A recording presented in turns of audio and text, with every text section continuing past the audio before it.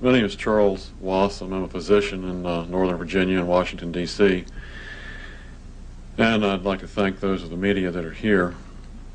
I'm here to introduce Mr. William Jasper. He is in Washington to promote his new book, Global Tyranny, Step by Step, the United Nations and the Emerging New World Order. Mr. Jasper's carefully documented book demolishes the illusion that the world is safer following the apparent demise of communism. A New World Order under the United Nations would mean, among other things, an end to our God-given rights given us and secured by the Constitution. Mr. Jasper is the senior editor of the bi-weekly The New American News magazine. He'll be speaking this evening at Capital Baptist Church, 3435 Aston Street in Annandale, Virginia, at 8 o'clock. For further information about the speech, you may call at 703-644-9712. Now I'd like to present Mr. William Jasper.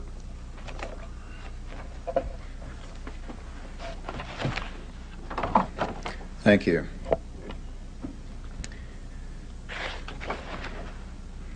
It has been nearly 50 years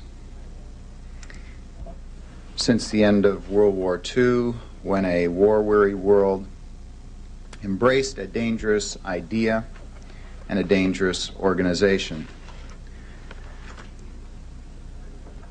Not since World War II, not since that time nearly 50 years ago, has the United Nations enjoyed such an apparent popularity and resurgence of support in this country. I find that alarming. Not too many years ago, like many Americans, I was an avid supporter of the United Nations. Like many, I viewed it as it had been presented to me in the standard textbook presentation as a noble aspiration of mankind for peace, brotherhood, goodwill, and harmony, and mankind's last best hope for peace, for an end to war. However, the intervening years, the last couple of decades, and a great deal of research and reporting on the United Nations have changed my idea of it considerably. I contend, and the subject of my book is that the United Nations, from all the recorded history that we have of it, from its founding, from its founders, those who designed it, the UN Charter, those who organized the support for it in this country, from all that we know of it, the United Nations indeed is not, has not been an organization designed to bring about world peace. It is an organization that has been designed and promoted and continuously projected by those who have been in the forefront of its support to become a world government. One of the most important journals in the world today, Time calls the most influential journal in print, is Foreign Affairs, published by the Council on Foreign Relations. This particular issue is the winter 92-93 issue, the current issue of Foreign Affairs. Very important because there is an article in here by Boutros Boutros-Ghali, Secretary General of the United Nations, in this special issue, which is titled Advice for Mr. Clinton, Advice for President Clinton. I'd like to just open by reading for the first couple of sentences from Boutros-Ghali's article entitled Empowering the United Nations. We hear a lot of this today. I'll cover a few more examples of this. Over and over again, we hear of the need to empower the United Nations. And here's how he begins. A new chapter in the history of the United Nations has begun. With newfound appeal, the World Organization is being utilized with greater frequency and growing urgency. The new era has brought new credibility to the United Nations. Together, the international community and the UN Secretariat need to seize this extraordinary opportunity to expand, adapt, and reinvigorate the work of the United Nations so that the lofty goals as originally envisioned by the Charter can begin to be realized. Unfortunately, far too many Americans are at present going along with that view that the United Nations needs to be energized, that it needs to be reinvigorated, and it's evident everywhere we look in the press today, in the media. Associated Press article here, "Time for the UN to wage war to win peace. The end of the Cold War may spur stronger world government." Mr. Strobe Talbot, editor-at-large of Time magazine, tells us here in his major article here, "The Birth of the Global Nation." Of course, Mr. Talbot has now been appointed by the President to be his representative to the Soviet Union, or to Russia. Mr. Talbot tells us in this editorial of his, "But it has taken the events of our wondrous and terrible century to clinch the case for world government."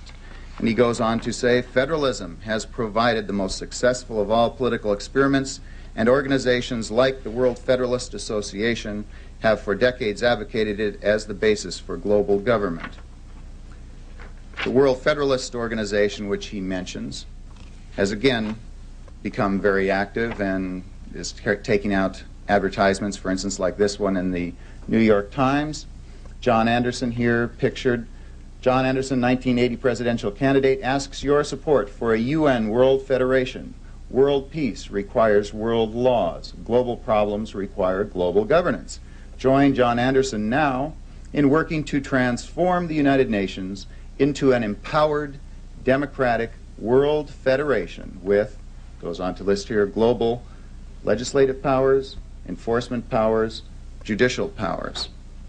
And in conjunction with that, World Federalist Association circulating a petition around the country, getting people across the country to sign a petition on strengthening the United Nations. Petition to members of Congress, to representatives, senators, to the President. And many other organizations seem to be resurrected now with the new popularity of the United Nations. The World Constitution and Parliament Association sending out an urgent invitation as organizing agent for provisional world parliament and global ratification. Dear citizens of the earth, calling on all citizens to contact their representatives, push for a strengthened United Nations to bring about a world government. Other organizations like World Citizen, published by the Association of World Citizens, very openly calling for, as Boutros-Ghali says, empowering the United Nations. As I've traveled across the country from the West Coast out here to the East Coast, in many different communities along the way, I see this movement taking shape in one community after another. This up in Middletown, Connecticut, the Middletown Press. Just as I was there a couple of days ago, on the front page, we see former Socialist Prime Minister of Jamaica, Michael Manley, calling for a new world order. Manley, new order brings hope, despair. And in here, Mr. Manley says that the United Nations must be given new powers over the world economy and over the world environment. The United Nations must become the global regulatory force. At the same time, in Hartford, Connecticut, the same day, we see several programs being promoted on the United Nations and the New World Order. Here's one called The Search for the New World Order by Ambassador Charles Hill at Hartford Seminary. Even in American Legion, we see. American Legion, which has usually been very strong on protecting American sovereignty and whatnot. In the current issue, March 93, we have an article, A Better Way to Keep the Peace. Instead of relying on the U.S. military, the United Nations should form its own permanent standing force. One of the most blatant examples of this appeared 2 weeks ago on CNN, a program called Our Planetary Police. in which the United Nations was enthusiastically endorsed and urged to take on new responsibilities, not only in what is traditionally called UN peacekeeping, but in UN enforcement of global environmental edicts from the United Nations. In addition, many other things, but currently we see the United States Commission on Improving the Effectiveness of the United Nations holding hearings around the country. We say hearings. They have not truly been hearings. They have been very one-sided propaganda forums. The people who have been invited to speak and who have spoken at these hearings for this commission, which was established by an act of Congress, hearings that have been held in Los Angeles, San Francisco, Atlanta, and coming up on April 16th in Chicago. The people who have been featured have been representatives of the United World Federalists, United Nations Association, the Association of World Citizens, organizations which all advocate a strengthened, empowered United Nations and a diminished or abolished United States Constitution.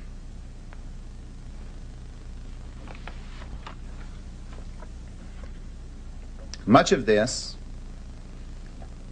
new prestige and acceptance for the United Nations, of course, came about in the last couple of years, particularly with the Persian Gulf War for the New World Order under President George Bush. 30 years ago, the John Birch Society began a rather lonely campaign with the slogan, "Get us out of the United Nations and get the United Nations out of the United States." Back at that time, the United Nations enjoyed overwhelming popularity. At the end of the 1950s, the Gallup poll showed that about almost 9 out of 10 Americans had very high, positive, favorable attitudes toward the United Nations. For 30 years, we continued that message, bringing to the American people the facts about the United Nations, the history of the United Nations, that they were not getting through their standard textbook accounts or from the major media.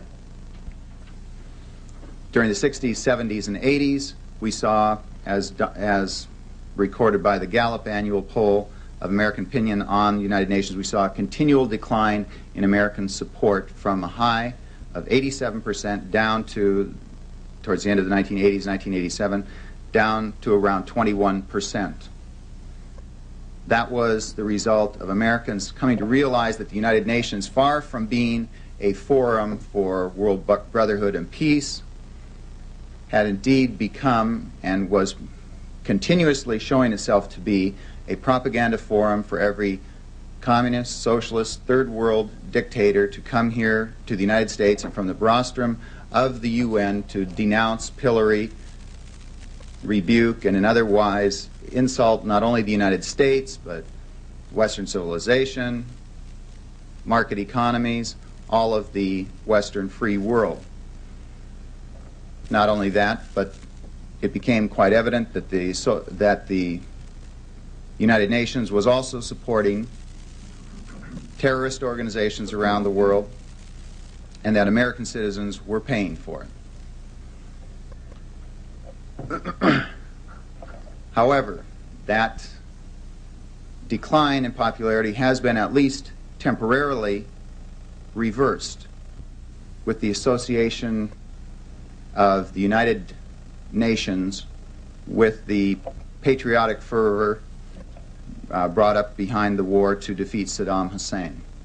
Although it was American military power, American military forces, American men and women in uniform, and largely American money that financed the operation, there was a fig leaf of international support, and the United Nations, according to the polls, was the main benefactor from the public relations. But that was George Bush. And now we have a new president, we are told, who he told us would bring change. How does that affect our situation in the New World Order and the United Nations? I contend that is extremely important because the United Nations, as Boutros-Ghali has proposed, is being empowered. It is being empowered in many ways that are affecting the United States and our citizens daily and will increasingly so in the coming weeks, months, and years. And unfortunately, it is being done with American citizens having very little to say about it, even being very little aware of it. We are right now in the middle of closing in on tax day, when Americans are quite painfully aware of the heavy hand, the burden of government, of how the politicians here in Washington are spending their money and digging their hands deeper into the taxpayer's pocket. But very few taxpayers are aware that Boutros-Ghali, in his report last year, An Agenda for Peace, called for giving the United Nations taxing authority. And that on September 21st of last year, while speaking at the United Nations, President George Bush endorsed that report, heartily endorsed that report, and that we are seeing in the editorial policies of some of our major newspapers support for these policies, that the United Nations should be allowed to tax American citizens, indeed all citizens of the world, to tax our international travel, to tax our gasoline, to tax our cars. Proposals for a value-added tax, a global value-added tax. If you think that the politicians in Washington are out of touch with America and are in great need of a wake-up call, my friends, you have not seen anything to compare with the kind of lust for spending your hard-earned dollars that you will see if the United Nations gets a chance to tax you. We are seeing many other ways in which the United Nations is going to affect us very soon and very dearly. As the season heats up here, not because of global warming, but because of the natural phenomena we call summer. It happens every year, and you go to turn on your air conditioner, you go to turn on your cooler, and you find that you have to have it reconditioned or have it repaired or have it tuned up. You're going to find that the prices for all those services have doubled, tripled, quadrupled, quintupled, or even more, thanks to the United Nations Montreal Convention on CFCs and ozone depletion. A completely false, scientifically disputed phenomena. The ozone depletion is not a crisis, does not demand global regulatory restrictions as we are now receiving under the United Nations protocol. However, various scientists and economists have figured that this may cost the world economy in the trillions of dollars, perhaps as many as $5 trillion to replace all of the equipment to meet all of the mandates under this international agreement, which was given to us under the auspices of the United Nations. More and more, we are seeing these mandates that are affecting our domestic lives being conducted, being forced upon us, not through anything through the traditional American legal system over which we have recourse, but through international agreement.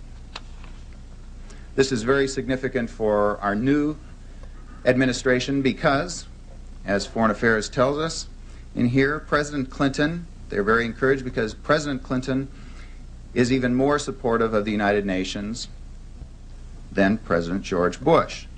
They said he would be more aggressive in supporting the UN in Yugoslavia. We shall see. Like his predecessor, George Bush, Bill Clinton is a member of the Council on Foreign Relations, of the Trilateral Commission. Is that significant? I say, indeed it is. It is very significant. I spend a couple of chapters in the early part of my book going into the background, the history, going back to the foundation of those organizations, and showing that from the very beginning of the United Nations, preceding the United Nations, it has been the Council on Foreign Relations as a group and as individuals, members who have been not only the most prominent, but always in the forefront of promoting the idea of world government, promoting the United Nations as a nascent world government. And I contend it is impossible to understand the United Nations today, our growing involvement in it, and where it is headed without appreciating the fact that the United Nations was completely the creation of the Council on Foreign Relations, and that it is the Council on Foreign Relations, or CFR, that constitutes the driving force behind it today. And I would like to just, for instance, out of one of the many, many documents which I've gone to great lengths to present in the book Global Tyranny, this book, The United Nations Reborn, by Professor George Sherry, published by the Council on Foreign Relations, tells us this: after all, the UN Charter is the law of the land. After all, the UN Charter is the law of the land. Professor Sherry and the Council on Foreign Relations tell us that the UN Charter, not the U.S. Constitution, is the law of the land. I contend, and I think all Americans who at all treasure or value the legacy of freedom that we have here, all those officials who have taken an oath to uphold and defend the Constitution, know that the Constitution is the law of the land. However, for the last 45, almost 50 years, we have had a very insidious campaign incessantly going on through the law schools, through some of our major media, and through our major Council on Foreign Relations members in office, who have been promulgating this erroneous and dangerous idea that the UN Constitution and treaties take precedence over the Constitution. And I have a chapter of my book, Chapter 6, Treaties and Treason, which goes into that in depth. One of the first major U.S. officials to promote this line was Secretary of State John Foster Dulles, one of the founding members of the Council on Foreign Relations, one of the founders of the United Nations.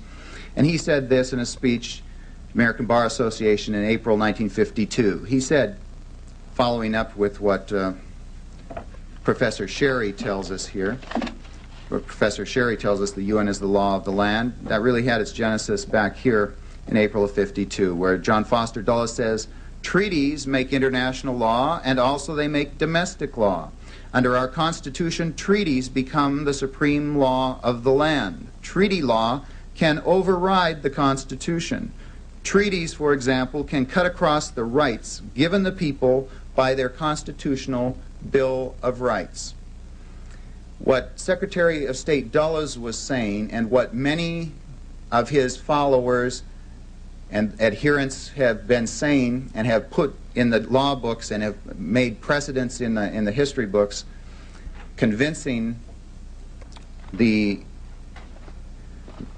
trying to convince the American people that treaty law, that a two-thirds vote of the Senate can wipe out your constitutional rights, can wipe out your Bill of Rights, is a dangerous, dangerous concept. And it is a subversive concept which will allow a simple majority, not even a two-thirds majority of the Senate. We've had some votes in the Senate where we have not had a, in fact, just recently, where a UN treaty was passed, and according to the congressional record and to the congressional sources, they did not give a roll call vote. There is no recorded vote on it. Last year, when the UN Covenant on Civil and Political Rights was passed, we can only document that 3 or 4 senators were present, and yet we're told that that treaty has passed, and now it can override the U.S. Constitution and the U.S. Bill of Rights. I've taken one chapter to go through the history of treaties and treaty law, citing the precedent going back from the Founding Fathers through the Federalist Papers on up through the Supreme Court decisions. It is very clear that a treaty which is in violation of the Constitution, which conflicts with the U.S. Constitution, is null and void. It does not override the Constitution, contrary to what Secretary of State John Foster Dulles says, contrary to what the Council on Foreign Relations says, contrary to what Professor Sherry says.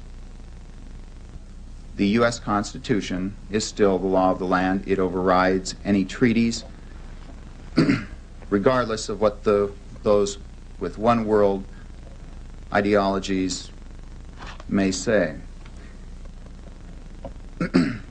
This is important because, as Arthur Schlesinger Jr., himself a member of the Council on Foreign Relations, advisor to President Kennedy, Harvard professor, as he said, the Council on Foreign Relations is a front organization for the heart of the American establishment.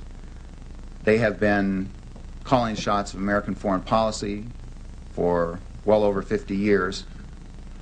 The late Admiral Chester Ward, who was a member of the Council on Foreign Relations for nearly 2 decades, left the organization. He was Judge Advocate General of the United States Navy. He denounced it as a clique of one-world global government ideologists formed for the purpose of promoting disarmament and submergence of U.S. sovereignty and national independence into an all-powerful one-world government. It's a very serious charge from a man who was a member of the organization himself, had reached the highest levels of American military office. Many other prominent voices have warned us over the years, many others who have been in U.S. government positions in a position to know.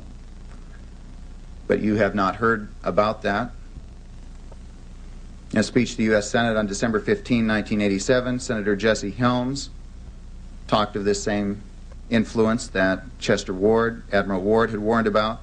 And again, this was a speech that should have received some attention, but the major establishment media completely censored it.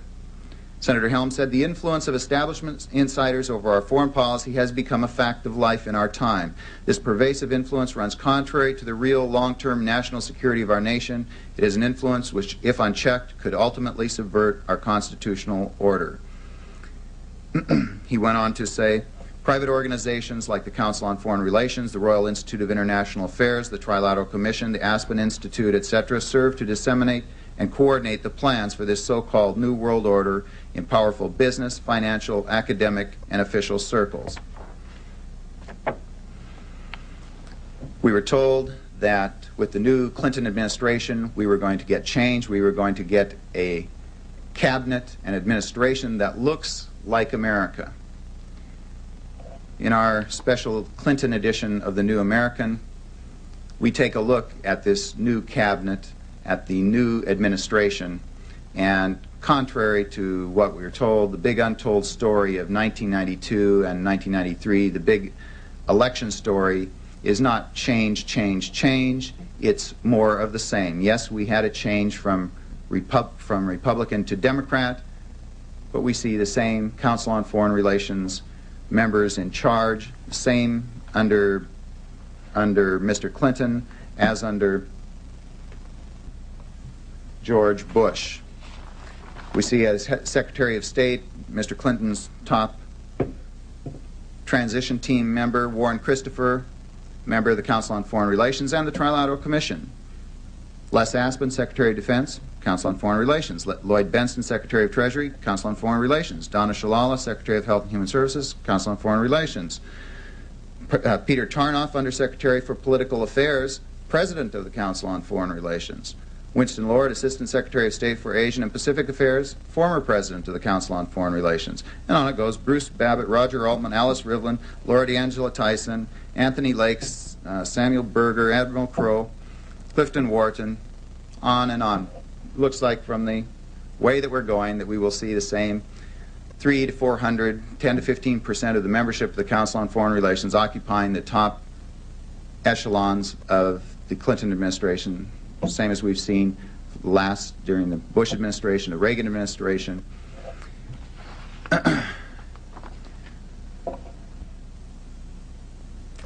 1979, during the Carter administration, Arizona Senator Barry Goldwater published a book with no apologies.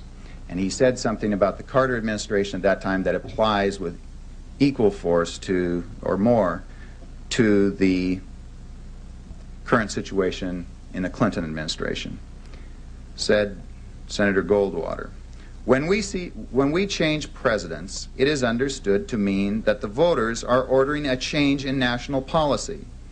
Since 1945, 3 different Republicans have occupied the White House for 16 years, and 4 Democrats have held this most powerful post for 17 years. There has been great turnover in personnel, but no change in policy. Example, during the Nixon years, Henry Kissinger, a Council on Foreign Relations member and a Nelson Rockefeller protege, was in charge of foreign policy. When Jimmy Carter was elected, Kissinger was replaced by Zbigniew Brzezinski, a Council on Foreign Relations member and a David Rockefeller protege. As he went on to say, we have the change of administration, but we see that the influences of the same organizations remain. He said of the Trilateral Commission and the Council on Foreign Relations, in my view, the Trilateral Commission represents a skillful, coordinated effort to seize control and consolidate the 4 centers of power: political, monetary, intellectual, and ecclesiastical. Obviously, we see that again in the Clinton administration.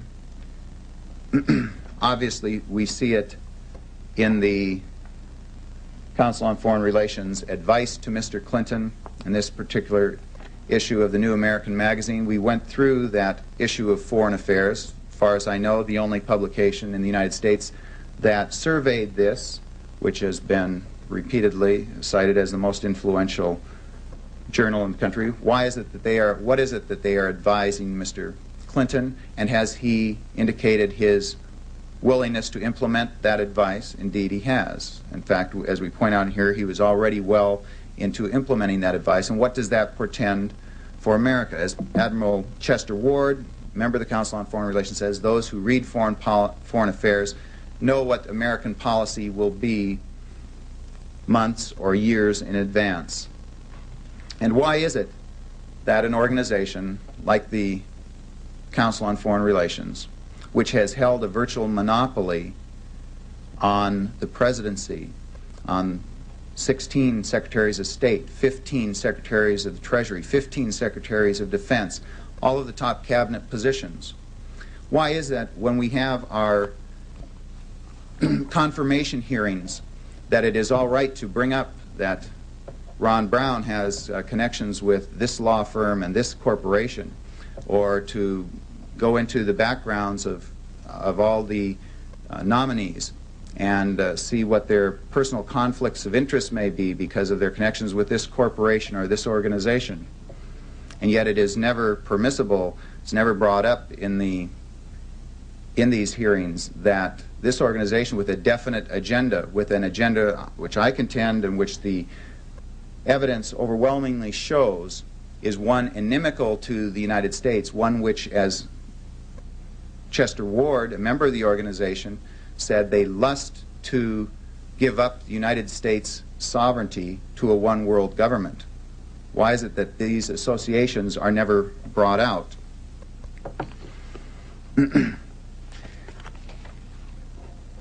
This is going to be especially important in the coming months as America becomes more entangled and involved in so-called peacekeeping operations around the world. As I mentioned, Boutros Boutros-Ghali came out with a document which very few Americans have seen, even fewer have read, called An Agenda for Peace. This came out in June of 1992. In September, as I mentioned, President Bush endorsed this, heartily endorsed this, and at the United Nations,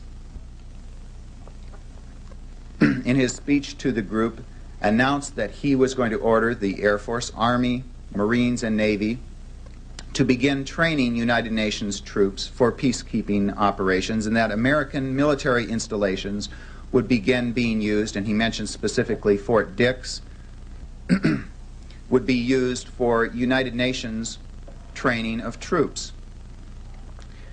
Now, why is it that America must cut down its military powers? We must reduce our military budget, reduce our military spending for fiscal reasons, and because these troops are no longer needed, and yet we are told we should transfer part of this military budget that we're supposed to be savings for us, transfer this to the United Nations and begin transferring troops to the United Nations.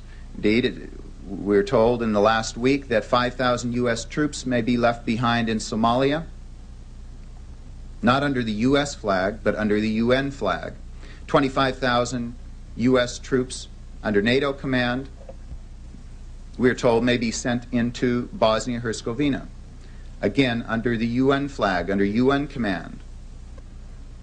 If you are a United States member of the United States Armed Forces, if your son or daughter is, your father, your relatives, your friends, or if you may be in the future, it is in your interest to ask some very serious questions about our move toward further involvement in and transfer of military authority to the United Nations.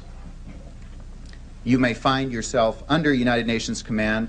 What kind of rights do you have? What kind of support do you have under the United Nations Charter? More seriously still is the resurrection of a document 30 years old, brought out in 1961. Again, very few Americans have seen or are familiar with, but it is official United States policy, launched under the Kennedy administration September 1961 under the title Freedom from War, the United States Program for General and Complete Disarmament in a Peaceful World, State Department document 7277. This was put together for the Kennedy administration under Secretary of State Dean Rusk, member of the Council on Foreign Relations, Secretary of Defense Robert Strange McNamara, member of the Council on Foreign Relations. And we see now the New York Times, LA Times,